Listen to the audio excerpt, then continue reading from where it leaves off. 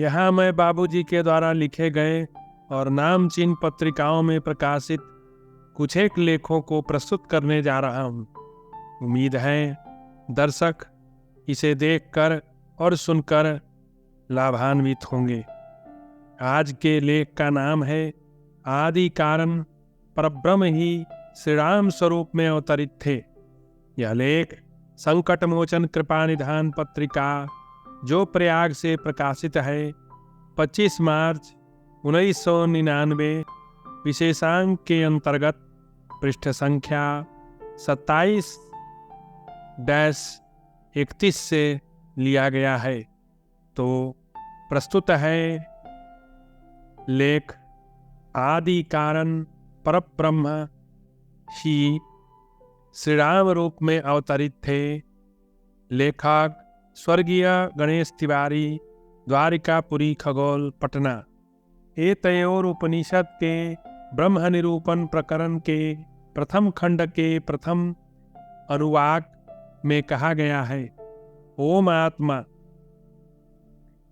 सृष्टि के आदि में चेष्टा करने वाले एकमात्र परब्रह्म परमात्मा ही थे, अन्य नहीं। परम प्रभु के संकल्प मात्र से ही जीवों के शुभ अशुभ कर्म फल भोग के निमित्ता भिन्न भिन्न लोकों की संरचना हुई। परम प्रभु सच्चिदानंद घन परमात्मा के संकल्प मात्र से ही जड़ मूल प्रकृति क्षुब्ध हो उठी। फलस्वरूप सत्व रज तम ये 3 गुण प्रकट हुए जो परस्पर मिल गए। इनसे क्रिया प्रधान सूत्र एवं ज्ञान प्रधान महतत्व, जिसे समष्टि बुद्धि कहते हैं, की सृष्टि हुई। इन दोनों के परस्पर मेल से अहंकार एवं पंच तन्मात्राएं तथा उनके सनातन रूप पंच महाभूतों की उत्पत्ति हुई। ये सभी तत्व परस्पर मिल गए। मन और मूल प्रकृति भी इन्हीं तत्वों में सम्मिलित हो गई। इन्हीं तत्वों के सम्मिलित रूप से हिरण्यगर्भ विश्व ब्रह्मांड रूप प्रकट हुआ। इसी को अपना उत्तम निवास स्थान मानकर परम प्रभु नारायण देव उसमें प्रवेश कर गए। इसी अंड में आँख, नाक, कान, मुंह, हाथ, पैर, शीशन, गुदा आदि इंद्रिय समूह फूट पड़े। फिर भी यह विराट पुरुष चेष्टा न कर सका। तब हिरण्यगर्भ पुरुष अर्थात नारायण देव ने अपने संकल्प मात्र से ही इस विराट पुरुष को सचेष्ट करने के लिए इंद्रियों के 11 देवताओं को अर्थात अग्नि, सूर्य, वायु, दिशाएं, चंद्रमा, प्रजापति, वरुण, त्वचा आदि को प्रकट किया। परम प्रभु की आज्ञा से ही इन सभी इंद्रियों के अभिमानी देवता अपनी अपनी इंद्रियों में प्रवेश कर गए। तब वह विराट पुरुष सचेष्ट तो हुआ, किंतु अन्न के अभाव में भूख के कारण अचेत हो गया। अतः नारायण देव ने उसके बलवीर्य की अभिवृद्धि हेतु अन्न दूध की सृष्टि की। अपान वायु के सहयोग से मुख द्वारा अन्न ग्रहण कर वह विराट पुरुष सचेष्ट हो गया। इसी प्रकार परम प्रभु की इच्छा मात्र से स्वर्ग से ऊपर के 5 लोक मरुह, जन, तप, सत्य तथा द्युलोक, सूर्यलोक और नीचे के 3 लोक भूर्भुवः स्वः अर्थात पृथ्वी, अंतरिक्ष तथा स्वर्ग प्रकट हुए। हिरण्यगर्भ पुरुष के नाभि कमल से पितामह ब्रह्मा उत्पन्न हुए, जिन्होंने तपस्या द्वारा परम प्रभु का कृपा प्रसाद प्राप्त कर भिन्न भिन्न लोकपालों की रचना की। इसके बाद देवों, दैत्यों, यक्षों, गंधर्वों, राक्षसों, मनुष्यों, पशुओं, पक्षियों, नागों आदि आदि जीव जंतुओं की रचना की और इस प्रकार सृष्टि चक्र प्रारंभ हुआ। केनोपनिषद के प्रथम खंड के 7वें मंत्र में कहा गया है कि परब्रह्म परमात्मा मनवानी तथा अन्य इंद्रियों का विषय नहीं। इंद्रिय समूह को गति वहां तक नहीं है। प्राकृत मनवानी से जिनकी उपासना की जाती है और तद्रूप जिसकी उपलब्धि होती है वह ब्रह्म का स्वरूप नहीं है। ईश्वर उससे अतीत है। परमात्मा तो इंद्रिय समूह के प्रेरक हैं। सर्वशक्तिमान तत्व को ही परब्रह्म समझना चाहिए। पुराण पुरुष भगवान के 24 अवतार इस भूतल पर माने गए हैं। इसमें 10 अवतार प्रमुख माने जाते हैं। शेष अवतार भगवान विष्णु के ही किसी अंश मात्र से संभव हुए। अब पासा पलट कर देखिए, प्रमाण सहित की परम प्रभु हिरण्यगर्भ नारायण देव भी क्या कभी स्वयं इस धराधाम पर अवतरित हुए हैं अथवा नहीं? इन 10 अवतारों में भी श्री रामावतार तथा श्री कृष्ण अवतार की कथा लोक मर्यादा से जुड़ी होने के कारण मानव समाज में इनका विशिष्ट स्थान है। भगवान के 3 रूपों में उपासना की जाती है। राम रूप में परब्रह्म की, श्री कृष्ण रूप में विष्णु की तथा शिव रूप में अनादि देव की। श्री हनुमान जी की उपासना श्री राम की उपासना से भिन्न नहीं है, क्योंकि श्री राम और हनुमान वैसे भी अभिन्न हैं, जैसे जल और उस पर उठने वाला तरंग। पुराणों में ऐसा प्रमाण मिलता है कि ब्रह्मा विष्णु तथा शिव ये तीनों त्रिदेव उस परम प्रभु परब्रह्म के ही समष्टि रूप है। सृष्टि संचालन तथा हमारी उपासना की सुगमता के लिए ही इनकी 3 रूपों में उद्भावना की गई है। श्री राम अवतार के सिवा अन्य अवतारों के हेतुभूत कारण में भगवान विष्णु की ही गणना होती है। मत्स्य, वराह, कूर्म तथा नरसिंह अवतार में स्वयं भगवान विष्णु ही प्रकट हुए थे, परंतु ये अवतार क्षणिक ही माने जाते हैं, कारण कि इन अवतारों में उनके प्रादुर्भाव हेतु में कोई जनक जननी नहीं थे, वरंच इनमें प्रकटीकरण की प्रधानता थी। ये सब अवतार किसी विशेष प्रयोजन से हुए थे, जो उस विशेष कार्य के संपादन के पश्चात वहीं समाप्त हो गए थे। विपरीत इसके भगवान श्री कृष्ण जब इस भूतल पर अवतरित हुए थे, उस काल में विष्णु लोक अर्थात वैकुंठ धाम विष्णु लक्ष्मी से रहित था। स्वयं भगवान विष्णु ही श्री कृष्ण रूप में अवतरित थे और रमा शक्ति राधा रूप में उनकी क्रीड़ा भूमि थी।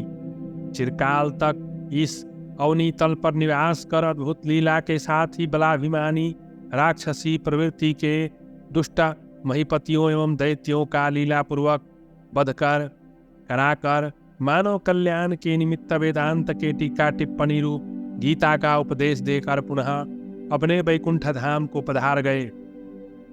शेष अवतार भगवान विष्णु अंशमान थे।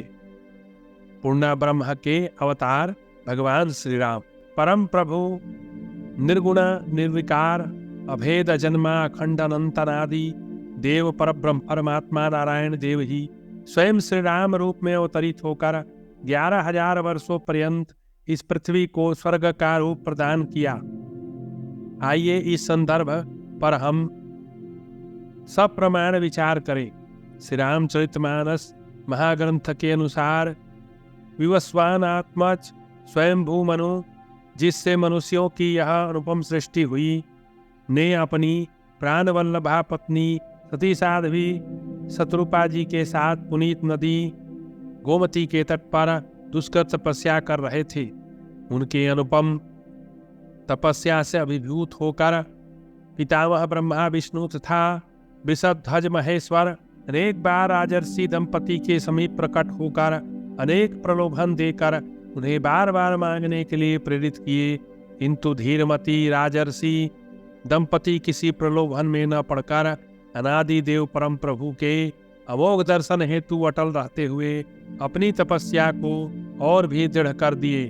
राज ऋषि दंपति भौतिक क्षणभंगुर भोगों से सर्वथा उपरत हो चुके थे।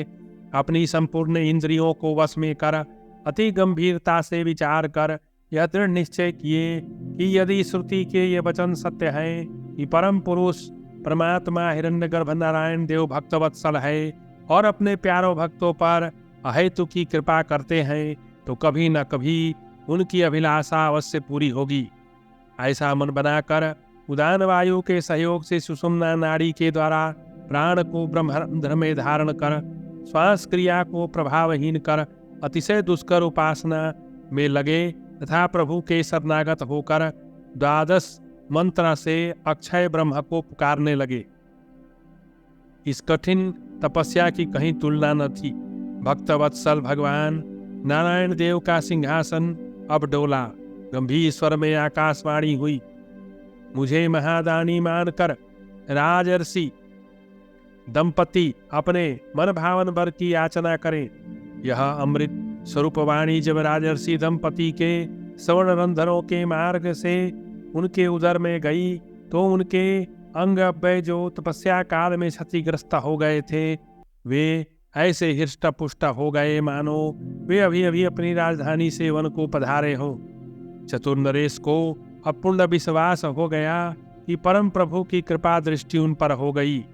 अतः माथे पर अंजलि बांधकर मनोजी बोले, हे प्रभु दीनदयाल, दीनबंधो अनाथों के नाथ, परम कृपालु, अहेतु की अनुग्रह करने वाले स्वामी, भक्तवत्सल, अब प्रकट होकर हमें दर्शन दीजिए। अब देर किस बात की? पुत्रवत्सला कामधेनु जब अपने बछड़े को दूध पिलाना चाहती है तो हुंकार मारकर अपने बछड़े के पास दौड़ पड़ती है।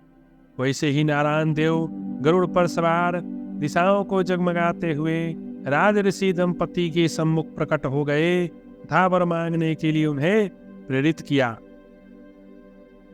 उस अनूप रूप मेघवर्ण श्याम सुंदर शोभा संपन्न श्री विग्रह के दर्शन मात्र से राजऋषि दंपति हर्षोत्फुल्ल हो उठे। टकटकी बंध गई, कंठ अवरुद्ध हो गया, हृदय प्रदेश गदगद हो गया। एक तक कुछ काल तक उस अनुपम छवि रूप को देखते रहे। सहसा दंड की तरह पृथ्वी पर लौटकर दोनों साष्टांग किए। श्री हरि ने उन्हें उठाया। तब राज ऋषि दंपति ने भगवान के पूजन स्तवन के पश्चात माथे पर अंजलि बांध कर गदगद कंठ से बोले, हे अनादि देव, भक्तवत्सल भगवान, श्री विग्रह के दर्शन की जो हमारी उत्कट अभिलाषा थी वह तो सहज ही आपके अनुग्रह से पूरी हुई, किंतु हे स्वामी, हमारी एक और मनोकामना है जिसे कहने में संकोच होता है, किंतु बिना कहे बात भी बनने की नहीं। हम आपके ही समान पुत्र पाने की कामना रखते हैं। राजमहिषी शत्रुपा जी ने भी राजा के ही मत का समर्थन किया।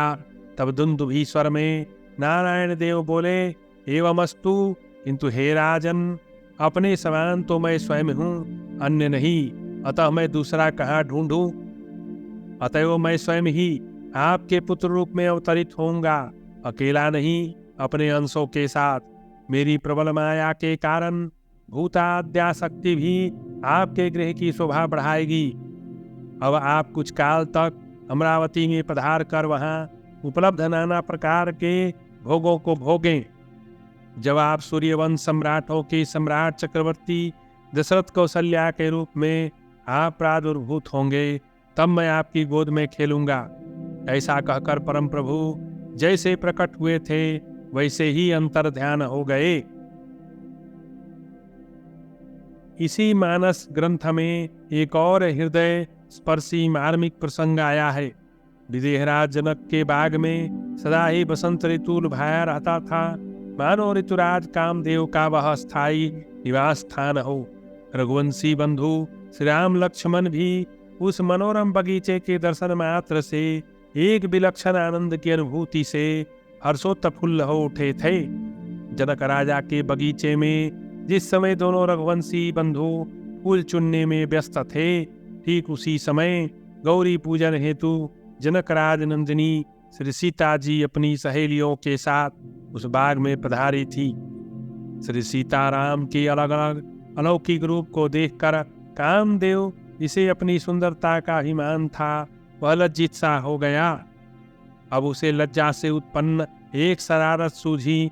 कुछ सोचकर वह सूक्ष्म रूप से सीता जी के पैरों के नुपुर में प्रवेश कर गया तथा श्री राम को मुंह में डालने के लिए नुपुरों की ध्वनि को लय ताल प्रदान कर संगीतमय बना दिया तथा ध्वनि विस्तार करने लगा।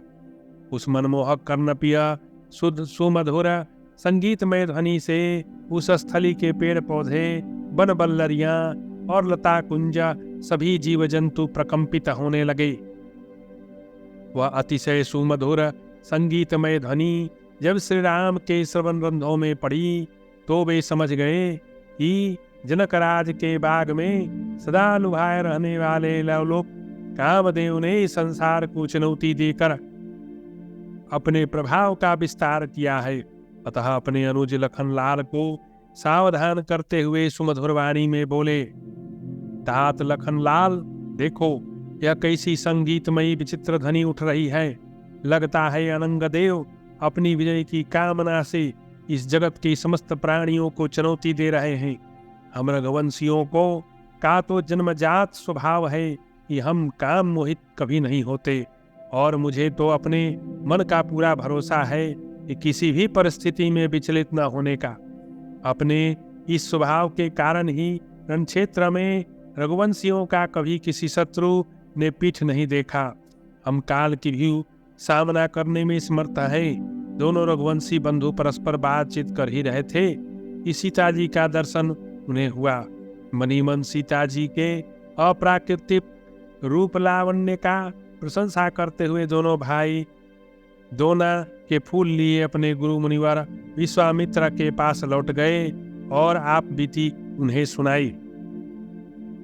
अपने भक्तों के प्रति अत्यंत कोमल किंतु दुष्टों को दंड देने में न चूकने वाले श्री राम ने कामदेव की धृष्टता को क्षमा नहीं किया और उसके निमित्त वैसा ही दंड विधान किया जैसा अपराध उससे किया। वह अवसर आया जिस समय जनकराज के द्वारे बारात लगने को तैयार हुई। उस समय श्री राम ने अनंग को सम्मोहित कर अपने अश्वजीन और रिसाल में उसे संयोजित किया तथा अपने मन के साथ उसकी गति को संतुलित कर उस अश्व पर अश्वारोहण किए और उसे ऐसा नाच नचाया कि उस दृश्य को देखकर 14 भूमन के प्राणी मोह में पड़ गए। इतना ही नहीं, देव दानव यक्ष गंधर्व ऋषि मुनि आदि के साथ ब्रह्मा तथा रमा समेत भगवान विष्णु भी मोह में पड़ गए। उस काम रूप अश्व तथा ब्रह्म रूप दुल्हा को देखकर समस्त लोकों के प्राणी मोहाच्छन्न हो उठे। जनकपुरवासी और मनुष्यों की तो बात ही क्या थी। इस प्रसंग से यह तथ्य उजागर होता है कि जिस समय भगवान श्री राम इस भूतल पर मनुष्य रूप में अवतरित थे, उस काल में भगवान विष्णु अपने धाम वैकुंठ में मौजूद थे। अतः यह जाहिर है कि परम प्रभु हिरण्यगर्भ भगवान नारायण देव ही श्री राम रूप में अवतरित थे। उसी मानस महाग्रंथ के एक दूसरे प्रसंग में श्री काग भुसुंडी जी का एक संवाद है कि श्री राम जन्मोत्सव देखने के लिए पितामह ब्रह्मा रुद्र इंद्र कुबेर आदि देव जैसे आए थे वैसे ही जन्मोत्सव देखकर अपने अपने धाम को लौट गए। किंतु भगवान के नित्य दर्शन के निमित्त भुसुंडी जी चक्रवर्ती सम्राट दशरथ के राजभवन के किसी मुंडेर पर ही निवास करने लगे। एक दिन बालक श्री राम किसी अलभ्य चीज के लिए हटकर साधारण मानव बालक की तरह बिलख बिलख कर लंबी निश्वास के साथ रोने लगे। वात्सल्यमयी माता ने उन्हें गोद में भरकर बहलाने का अनेक प्रयत्न किया, किंतु श्री राम क्रमशः धीर हो गए, अपनी जिद से तनिक भी न डिगे। यह दृश्य देखकर काग भुसुंडी जी मोहाच्छन्न हो उठे। श्री गोस्वामी तुलसीदास जी ने बड़े ही ललित एवं मार्मिक ढंग से उस बाल विनोद का चित्रण किया है। उदाहरण द्रष्टव्य है। कबहू शशि मांगत आरि करे, कबहू प्रतिबिंब निहारी डरे, कबहू करताल बजाई के नाचत मातु सबय मन मोद भरे, कबहू ऋषियाई कहे हटके पुनि लेत सोई लागी अरे, अवधेश के बालक चारि सदा तुलसी मन मंदिर में बिहरे। कवितावली बालकांड। इस घटना से वहां छन्न होकर भुसुंडी जी राजभवन छोड़कर भाग चले। तब भगवान श्री राम की भुजा उन्हें पकड़ने के लिए बढ़ी।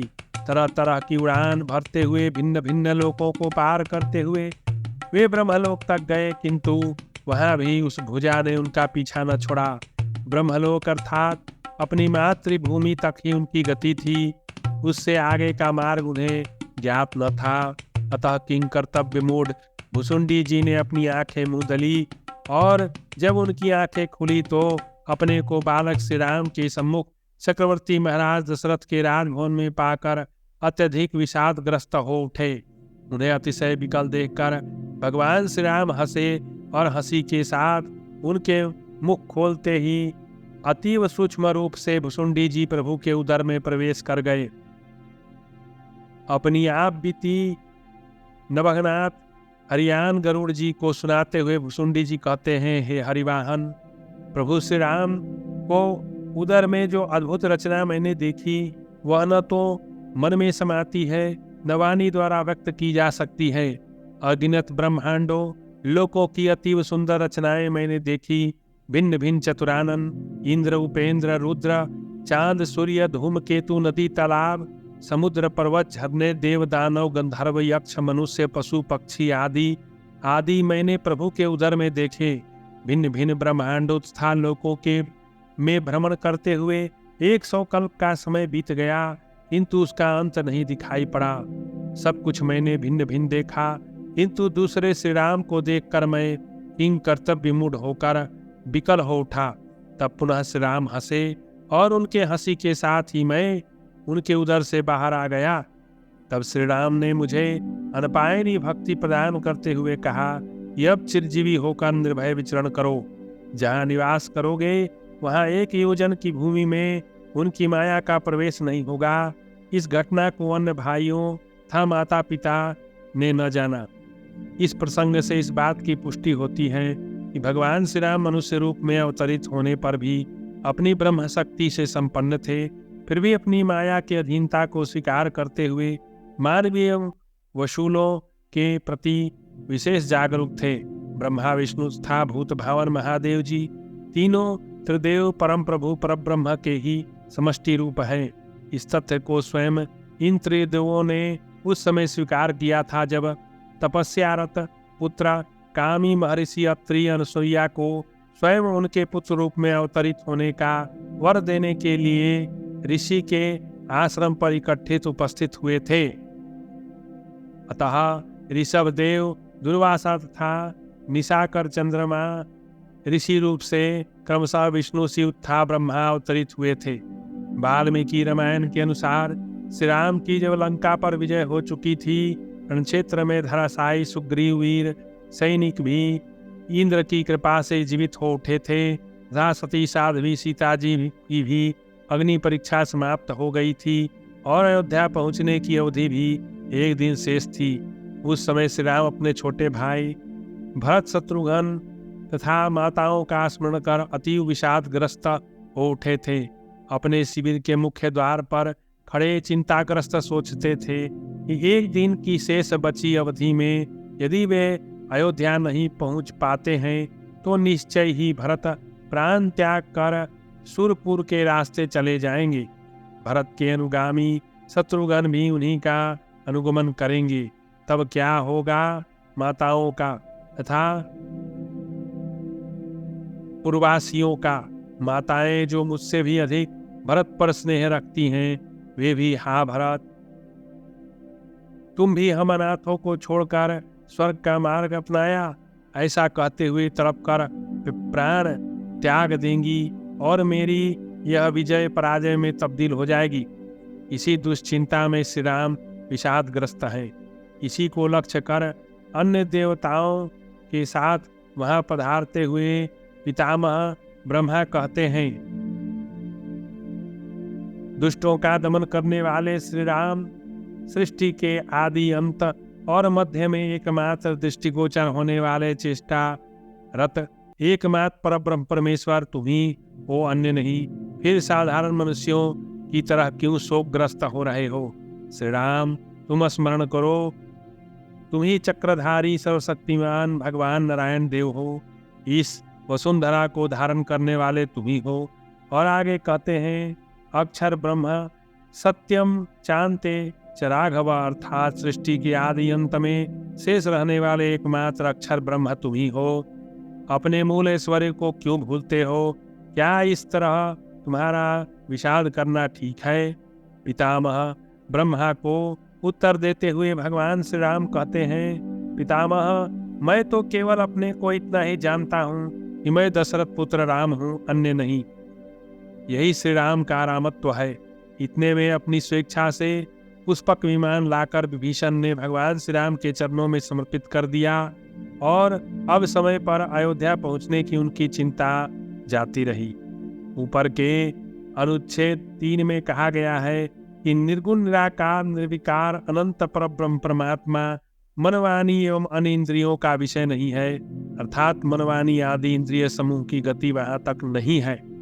विज्ञानमय शाश्वत आत्मा द्वारा ही चैतन्य स्वरूप आनंदमय परमात्मा की उपलब्धि संभव है। सगुण साकार रूप भगवान श्री राम तत्व प्रेम रूपी भक्ति से सहज ही प्राप्त हो जाते हैं।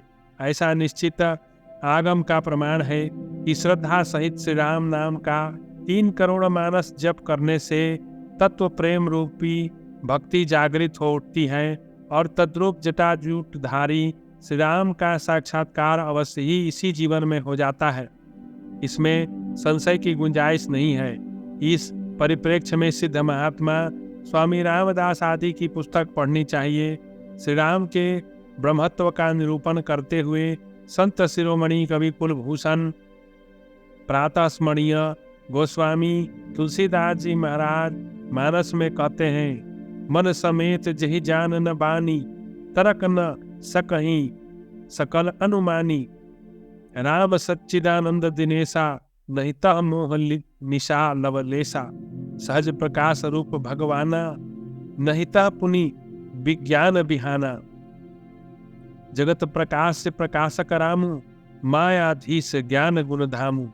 जासु सत्यता ते जड़ माया भास सत्य इव मोह सहाया। अतः मोक्षकामी पुरुष नर नारी को दृढ़ विश्वास के साथ अखिल ब्रह्मा मर्यादा पुरुषोत्तम भगवान श्री राम की भक्ति करनी चाहिए। कलयुग के अल्प आयु मनुष्य के लिए श्रुतियों में निरूपित सभी मार्ग अत्यंत कठिन होने के कारण सहज साधन नहीं है। श्री राम नाम के मानस जप के लिए कोई नियम की बाध्यता नहीं है। श्री राम मंत्र सब मंत्रों में मणि रूप महामंत्र है। खाते पीते सोते जागते चलते फिरते हर समय निर्बाध रूप से राम नाम का जप श्रेयस्कर है। बोलो जय जय सीताराम। अधम उदाहरण पूरन काम इति।